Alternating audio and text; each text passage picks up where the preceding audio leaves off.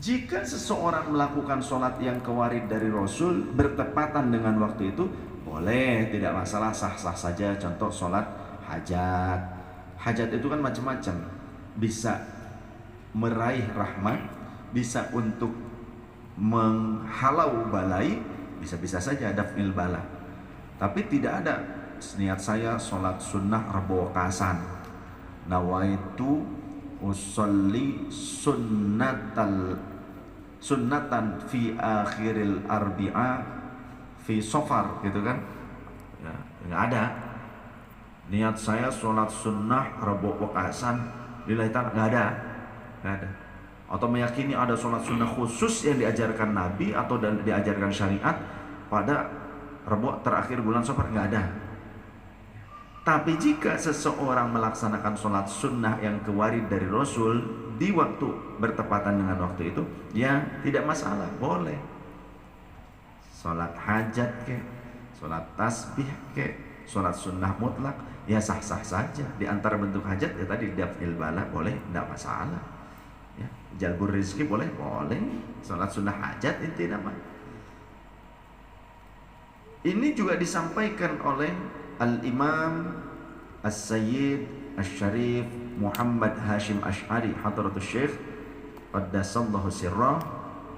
Beliau berkata dengan tulisannya di dalam kitabnya menggunakan tulisan Jawa Pegon.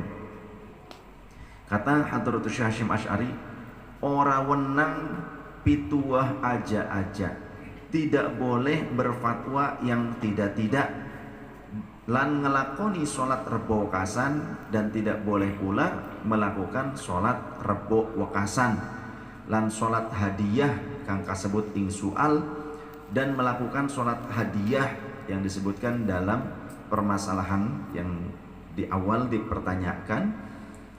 Jadi apa itu sholat hadiah? Sholat hadiah itu sholat yang diyakini dianjurkan di malam pertama setelah penguburan si mayit, dilakukan ba'da maghrib.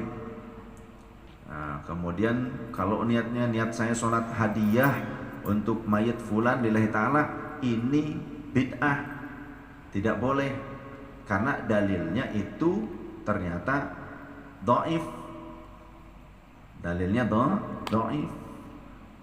Tapi jika kita melakukan sholat, entah sholat sunnah atau mengkodokkan sholat fardu orang tua kita yang telah wafat, maka itu sah. Memang ada sebagian ulama yang menyatakan kalau urusan sholat tidak, tapi kalau haji, sodaqoh, kemudian doa, kemudian bacaan Quran, kemudian juga umroh, terus puasa, nah ini boleh. Tapi kalau sholat tidak boleh katanya menghadiahkannya. Ada sebagian ulama. Tapi sebagian ulama yang lain, sholat pun sama bolehnya dengan menghadiahkan atau mengkodokkan haji, membadali haji, ya kan? Ataupun mengkodokkan puasa atas nama orang telah wafat. Karena apa? Hadits-haditsnya memang yang valid, soreh, jelas kalimatnya. Ada hadits-hadits sahih tentang sampainya pahala haji untuk orang yang telah wafat, sampainya pahala puasa Ramadan qadha dari orang yang telah wafat, dan itu bermanfaat sebagai qadha dari amal puasa yang ia sempat mungkin tertinggal karena sakitkah dan belum sempat mengqadhanya. Diqadhakanlah oleh orang yang masih hidup, boleh. Nah, lantas bagaimana dengan sholat? Sekarang sodakoh saja, sodakoh harta atas nama orang yang telah wafat, haditsnya sahih. Apalagi urusan zakat, ini sodakoh saja yang sudah boleh. Dan ketiga hal ini, ya, zakat diwakili oleh sodakoh, kemudian puasa ada haditsnya, kemudian haji ada haditsnya. Ini masuk kategori rukun Islam. Nah, bagaimana dengan sholat? Sholat pun sama rukun Islam. Tentu juga bisa bermanfaat dan sampai untuk si ahli kubur. Jadi mengkodok sholat yang di kubur yang sempat tertinggal dan belum terkodok karena sakit kan, itu bisa bermanfaat menurut sebagian para ulama.